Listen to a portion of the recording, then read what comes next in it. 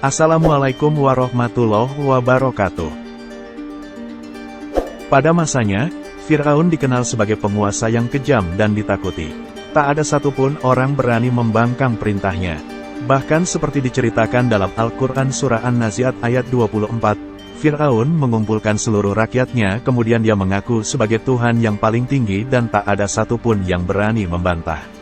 Kecuali seorang wanita. Siapakah dia? Untuk mengetahui kisahnya, tekan tombol subscribe, klik lonceng dan share. Terima kasih. Fir'aun juga penguasa yang kejam. Musabab tafsir mimpinya dari para ahli nujum, dia perintahkan algojonya membunuh setiap bayi laki-laki yang lahir. Sebab dalam mimpinya, Fir'aun melihat kobaran api yang datang menghampiri dari arah Baitul Maqdis. Api tersebut membakar kota Mesir dan melahap seluruh bagiannya. Para ahli tafsir mimpi meramalkan akan lahir seorang bayi laki-laki dari kalangan Bani Israel dan akan menghancurkan kota Mesir, juga Fir'aun. Sejak itulah Fir'aun seperti dikisahkan dalam Al-Quran Surah Al-Baqarah, ayat 49, memerintahkan algojonya untuk menyembelih setiap bayi laki-laki yang lahir. Untuk bayi perempuan dibiarkan hidup. Namun, Fir'aun dan para algojo itu tak berdaya di hadapan seorang wanita. Dia adalah Asiyah binti Muzahim, istri yang sangat dicintai dan ditakuti Fir'aun. Pada suatu hari Fir'aun dan Asiyah duduk bersama di pinggir sungai Nil, di pojok istana megahnya. Tiba-tiba sang istri terkejut melihat sebuah kotak hitam mengapung di atas air. Segera ia memerintahkan pelayannya untuk mengambil. Setelah kotak dibuka, istri Fir'aun sangat terkejut karena di dalamnya terdapat bayi laki-laki yang mungil. Istri Fir'aun pun membatin betapa indahnya hadiah ini. Dan ia mengira ini merupakan hadiah dari langit. "Ini anakku," ungkap Siti Asiyah. Fir'aun yang menyaksikan hal ini pun dibuat heran. Kenapa bayi ini lolos dari aksi para algojonya? Namun dia tak berani meminta Asiyah menyerahkan bayi itu kepada para algojo. Sementara para algojo yang mendengar kabar itu langsung menemui Asiyah. Mereka meminta bayi tersebut untuk dibunuh. Asiyah murka dan menghardik para algojo tersebut. "Pergilah kalian dari hadapanku, karena aku tidak akan memberikan bayi ini kepada siapapun," kata dia. Asiyah kemudian menemui Fir'aun dan merayu agar diizinkan merawat bayi kecil yang kemudian diberi nama Musa itu. Dikisahkan dalam Al-Quran, Surah Al-Qasas ayat 9, kepada Fir'aun Asiyah berkata, "Ini adalah penyejuk mata hati bagiku dan bagimu. Janganlah kamu membunuhnya. Mudah-mudahan ia bermanfaat kepada kita atau kita ambil ia menjadi anak." Sedang mereka tiada menyadari, Fir'aun yang dibayang-bayangi ketakutan akibat tafsir atas mimpinya, awalnya meminta bayi tersebut agar dibunuh. "Tidak, anak ini tetap harus disembelih.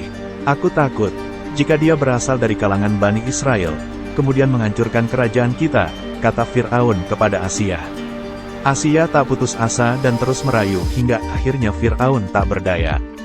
Dia izinkan bayi kecil Musa dirawat di istananya.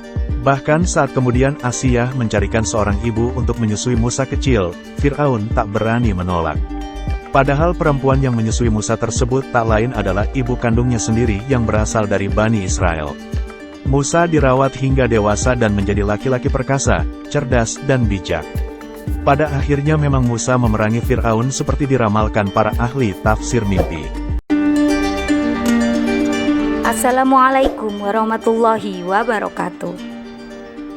Di era kenabian Nabi Musa, hiduplah seorang pemuda tampan yang tinggal di sebuah desa tak terlalu jauh dari Bukit Tursina.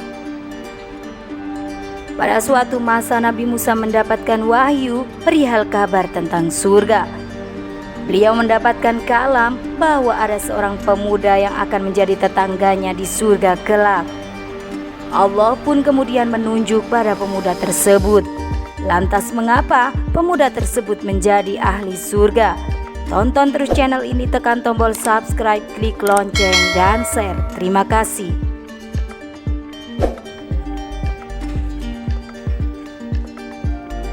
Kali ini, Nabi Musa pun penasaran, seperti apa amalan pemuda itu hingga diberikan rahmat Allah berupa surga. Bahkan bukan hanya surga, si pemuda juga dijanjikan akan tinggal berdampingan dengan utusan Allah. Tentu hal tersebut sebuah keutamaan yang diberikan pada seseorang meski saleh sekalipun.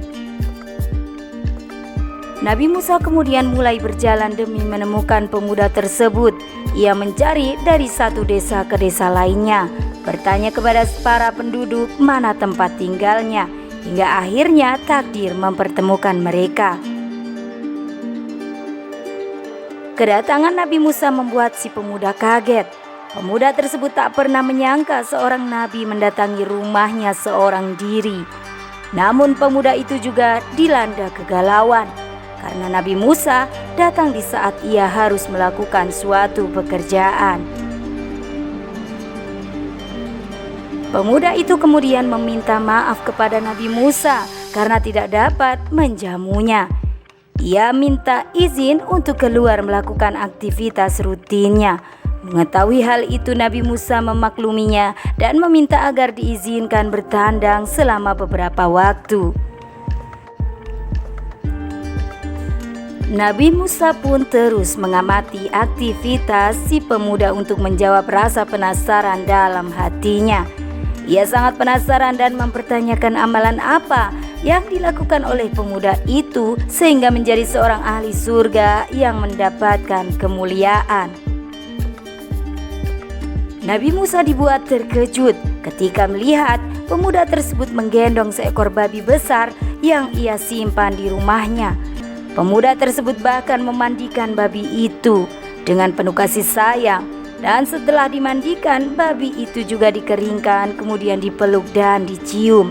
Perbuatan yang dilakukan itu hampir saja membuat Nabi Musa menegur apa yang ia lakukan. Ternyata bukan hanya satu babi tersebut. Setelah merawat babi pertama, pemuda tersebut kemudian kembali mengeluarkan babi lain dari rumahnya. Hal sama pun juga dilakukan seperti halnya babi yang pertama. Usai melakukan hal tersebut, pemuda itu kemudian kembali menemui Nabi Musa. Nabi Musa kemudian bertanya, "Wahai saudaraku, apakah agamamu?" "Saya beragama tauhid," jawab si pemuda. Nabi Musa kemudian kembali bertanya, "Lalu mengapa engkau memelihara babi?" Pemuda tersebut kemudian menjawab bahwa kedua babi tersebut adalah orang tuanya. Pemuda tersebut mengisahkan di suatu masa ia melihat petir menyambar kedua orang tuanya. Saat itu ia berpikir orang tuanya telah tewas, namun ternyata ia mendapati bukan jenazah orang tuanya, melainkan 2 ekor babi.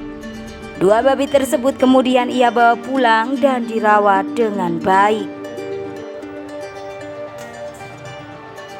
"Ayah dan ibuku telah melakukan dosa besar hingga Allah mengganti rupa mereka dengan rupa babi," jawab pemuda tersebut. Meski pemuda itu tahu jika kedua orang tuanya telah bermaksiat pada Allah sampai mendapatkan azab, pemuda tersebut tetap dengan berbakti merawat keduanya. Bahkan rupa kedua orang tuanya yang saat ini menjadi babi, ia pun tak mempermasalahkannya. Pemuda tersebut tetap merasa berkewajiban sebagai anak untuk berbakti pada orang tua. "Setiap hari aku berdoa agar Allah mengampuni dosa mereka dan mengembalikan wujud mereka seperti sedia kala. Namun Allah belum mengabulkan doaku," kata pemuda itu. Usai mendengar kisah si pemuda, Nabi Musa kemudian tahu mengapa pemuda tersebut mendapatkan keutamaan yang luar biasa di akhirat kelak. Allah Subhanahu wa Ta'ala memberikan keistimewaan pemuda tersebut bertetangga dengan utusan Allah. Usai mengetahui kisah ini, masih adakah keinginan untuk durhaka pada orang tua? Masihkah kita akan lalai untuk mendoakan kedua orang tua kita? Semoga Allah Subhanahu wa Ta'ala menjauhkan kita dari sifat-sifat tersebut. Assalamualaikum warahmatullahi wabarakatuh. Rasulullah Shallallahu Alaihi Wasallam pernah berkisah, dahulu kala ada seorang penjahat dari Bani Israel yang sudah membunuh 99 orang. Suatu hari sang pembunuh kelas kakap ini ingin bertaubat. Didatangilah seorang pendeta. Saya telah membunuh 99 manusia. Kalau saya bertaubat, sudahkah kiranya Allah menerima taubat saya? Tanya pria tersebut. Dosamu sangatlah besar. Betapa banyak jiwa yang kau hilangkan hak hidupnya. Tidak, Allah tidak akan menerima taubatmu, kata pendeta tersebut. Sang penjahat terkejut dengan ucapan pendeta tersebut. Ia langsung menghunuskan pedangnya. Ia bunuh pendeta tersebut. Genaplah 100 korban pembunuhan pria tersebut. Keesokan harinya bertanya kepadanya seorang ulama. Saya ingin bertaubat. Saya telah menghilangkan 100 nyawa. Menurut Anda, mungkinkah Allah menerima taubat saya? Kata dia. Selagi nyawa belum sampai di tenggorokan, pintu taubat masih terbuka.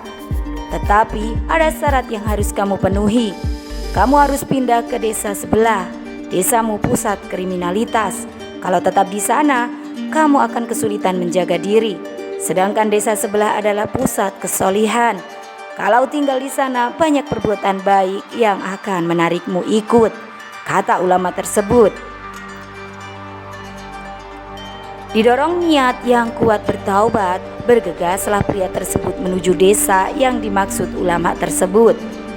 Setengah perjalanan, tiba-tiba pria tersebut menderita sakit parah dan sekarat.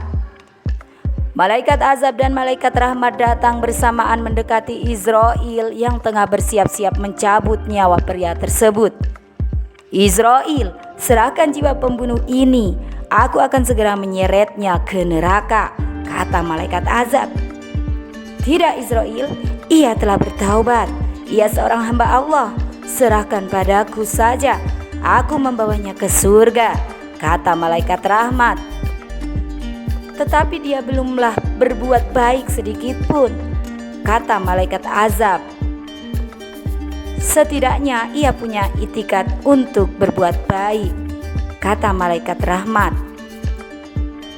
Karena kedua malaikat itu berdebat, lalu Allah SWT mewahyukan kepada Israel untuk menjadi penengah, yakni untuk mengukur langkah yang telah dicapai si pembunuh. Jika lebih dekat dengan maksiat berarti hak malaikat azab. Kalau lebih dekat dengan desa salih maka menjadi hak malaikat rahmat. Diukurlah jarak antar keduanya. Hasilnya pria tersebut lebih dekat kepada desa salih, sehingga malaikat rahmat yang berhak membawa jiwa sang pembunuh untuk membawanya ke surga. Wallahu a'lam bishawab.